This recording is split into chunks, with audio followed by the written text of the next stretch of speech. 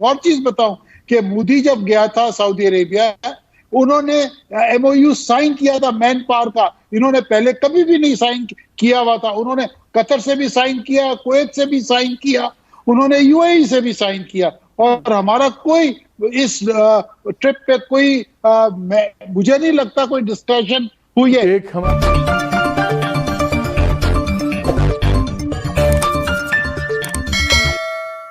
हमारा ख्याल था कि शायद एग्रीमेंट होगा मैन पावर के ऊपर, उसके ऊपर फॉर्मल एग्रीमेंट कोई नहीं हुआ।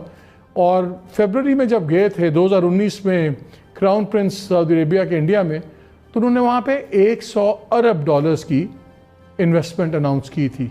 100 अरब डॉलर और यहाँ पे 500 मिलियन डॉलर। वज़ीर आज़म ने मुल्क को कहाँ लाके खड़ा कर दिया है। आप जो है वो आइसोलेट होते चले जा रहे हैं कि नरेंद्र मोदी दनाता फिरता है, कभी यूएई में जाके मंदिर खोल देता है। सऊदी अरेबिया जो है वो इंडिया के अंदर आपने उन्होंने इन्वेस्टमेंट करनी है बिलियंस ऑफ डॉलर्स की, और वो बड़ी मार्केट। ऐसा क्या हुआ कि पूरी दुनिया में सिफारतकारी के झंडे गाड़ने वाली वजारत खारजा वजीर आजम की नजरों में इतनी नीचे चली गई कि हमसाया मुल्क की सिफारतकारी वजीर आजम इमरान खान को बेहतर लगने लगी। कि काफी हालात और ताल्लुकात जो थे नाराजी तक थे गुज़िश्ता हमने देखा कुछ अरसे में। इसमें फॉरेन ऑफिस की कोई शाबाशी नहीं है हो, बट मुझे अफसोस एक चीज का है, और पता नहीं हमें हमारी लीडरशिप को इस बात का इल्म है या नहीं। देखें, पाकिस्तान और सऊदी अरेबिया का हम यहाँ से एक्सपोर्ट करते हैं ह्यूमन रिसोर्स, जिसके अवज में हमें $6.5 बिलियन अप्रोक्सीमेटली साल का आता है, और हम उनसे तेल लेते हैं। ये दो चीजें हमारी एक्सपोर्ट और इंपोर्ट है। ये जो जॉइंट स्टेटमेंट आई है, उन्होंने हर चीज पे थोड़ा थोड़ा इशारा किया, बट इस जॉइंट स्टेटमेंट में जो हमारी मेन चीज है, जो हमारी इकोनॉमी की इस वक्त बैकबोन है, होम रेमिटेंसेस, उसका कोई जिक्र नहीं किया। Off the cuff Shah Mahmood Qureshi ने कहा कि जी वो उन्होंने बड़े बंदे लेने, but it is not mentioned in this joint statement.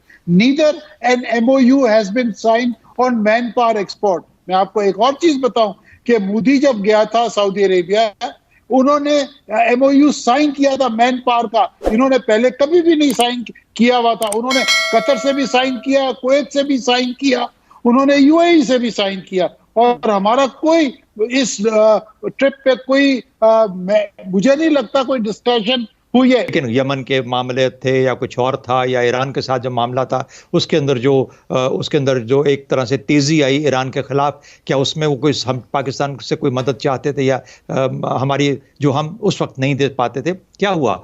Modi गया, मोदी को उस वहाँ पे सबसे बड़ा अवार्ड दिया गया। ये कहा गया कि पाकिस्तान के जो वहाँ पे हमारे जो लोग काम करते हैं उनको वापस भेज दिया जाएगा। वो खतरा पैदा हो गया। उसके बाद फिर 20 अरब का हमारे साथ मुआहदा हुआ, 70 अरब डॉलर का मुआहदा हिंदुस्तान के साथ कर दिया। अच्छा, ये तमाम पैगामात थे। अब ये कहाँ तक फॉलो, ना हमारे साथ 20 अरब का फॉलो अप हुआ, ना 70 अरब का मेरे ख्याल में हिंदुस्तान के आज के माहौल में कि फॉलो अप हो सकता है। लेकिन हमें नुकसान बहुत बड़ा था कि हमारी अगर लेबर वहाँ से वापस आ जाती है और वहाँ पे जो अफरादी कुव्वत है वो हम नहीं दे पाते। और कहा यह जा रहा है कि बहुत सी बातें तय हो गई थी जिन पे आके एक फॉर्मल हैंडशेक जो सा वज़ीर आज़म ने अपने अप्रूवल की मोहर लगानी थी। लेकिन वाकई कोई इतनी बड़ी बात हुई है सिवाय इसके कि पुरानी रंजिशें साइड पे हों? बात हुई है 500 मिलियन डॉलर्स की इन्वेस्टमेंट करेगा सऊदी अरेबिया पाकिस्तान में 2-3 शोबों के अंदर। एक हमारा ख्याल था कि शायद एग्रीमेंट होगा मैन पावर के ऊपर, उसके ऊपर फॉर्मल एग्रीमेंट कोई नहीं हुआ। और फरवरी में जब गए थे 2019 में क्राउन प्रिंस सऊदी अरेबिया के इंडिया में, तो उन्होंने वहाँ पे 100 अरब डॉलर्स की इन्वेस्टमेंट अनाउंस की थी। 100 अरब डॉलर और यहाँ पे 500 मिलियन डॉलर। वज़ीर आज़म ने मुल्क को कहाँ लाके खड़ा कर दिया है। आप जो है वो आइसोलेट होते चले जा रहे हैं। अब वज़ीर आज़म साहब ने अगर ये कहा कि सऊदी वॉर्स में हमें ड्रैग ना किया जाए, वज़ीर आज़म ने अगर हमें ये कहा कि ओआईसी इनफेक्टिव है, वज़ीर आज़म ने अगर ये कहा कि ओआईसी के को बाईपास करके कोई मीटिंग होनी चाहिए जहाँ पे एक वाज़े पैगाम जो है पूरी दुनिया को जा सके, वज़ीर आज़म ने अगर ये कहा कि जी कश्मीर पर आपका स्टैंस जो है बहुत ही ना होने के मुतरादिफ है आप, क्योंकि जाहिर है इकोनॉमिक एंगेजमेंट आपकी इंडिया के साथ बढ़ रही है, आप वहाँ ताल्लुकात बेहतर करना चाह रहे हैं। उन्होंने रिस्पॉन्ड क्या किया कि जी $3 बिलियन डॉलर्स की जो आपकी इंटरेस्ट फ्री लोन दिया था उसमें से $1 बिलियन वापस ले लिया, वो आपने बीजिंग से पैसे पकड़ के इनको वापस किए। तो आखिर अगर यही वजूहात हैं ताल्लुकात खराब होने की। देखें सादिया, दी वेरी फैक्ट के प्राइम मिनिस्टर की क़यादत में जो हुकूमत है उसके दौर में हम इस नौबत पे पहुंचे कि एक सऊदी अरेबिया जैसा मुल्क, रीज़न कोई भी हो, एक सऊदी अरेबिया जैसा मुल्क जिनका हमारा तारीख पूरी का एक बड़ा एक हिस्सा हमारा एक दूसरे के साथ एक हमारी तारीख है, कोऑपरेशन की मिसाल दुनिया देती है, यहाँ नौबत पहुँच गई है कि वो कहते हैं $1 अरब भी वापस कर दो, हमारे बंदे भी वापस वो कर रहे हैं, हमारे साथ गुफ्तगू नहीं। इंडिया के साथ पहले भी तो सऊदी हुकाम वहाँ रहे हैं, क्या पहले भी शाह फैसल के वक्त और दूसरे तीसरे ये मुकदमे, तो हम ये कहते हैं कि ये वर्सनिंग सिचुएशन है। लेकिन नौबत यहां तक क्यों पहुंची कि नरेंद्र मोदी दनाता फिरता है, कभी यूएई में जाके मंदिर खोल देता है, कभी हमसे वो नाराज है, कभी ये नाराज है। देखिए स्टेट्समैनशिप का चैलेंज ही ये है कि आर्ड कंडीशन में मुश्किल तरीन हालात के अंदर आप अपने मुल्क को ऐसा स्टेयर करें कि इस तरह आप नहा होके ना बैठ जाएं कि तुम्हें आपको अपने दोस्तों को इतने बड़े गिले करने पड़े। यहां नौबत आई कैसे? That is the important. देखिए सऊदी अरेबिया के इंटरेस्ट इंडिया के साथ अभी इतने ज्यादा बढ़ गए हैं। हमारे साथ तो उन्होंने वादा किया कि आपकी रिफाइनरी लगाएंगे $12 बिलियन की, और MOU साइन हुआ और वो ठंड में पड़ा हुआ है। लेकिन सऊदी अरेबिया जो है वो इंडिया के अंदर उन्होंने इन्वेस्टमेंट करनी है $बिलियंस की, और वो बड़ी मार्केट है।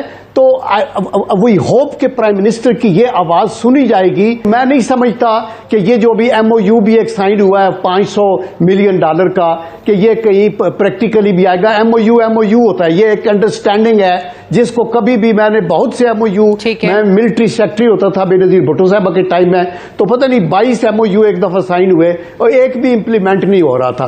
तो मेरे ख्याल में जब आपके साथ साले अभी हमारे लोग बहुत से बेरोजगार होके सऊदी अरेबिया से वापस पाकिस्तान आ गए, अभी उनकी बहाली के लिए जो नई वो कह रहे हैं कि हम आपको निसाब जो है पूरा का पूरा अमरीका उन्होंने अपने हाथ में ले लिया है।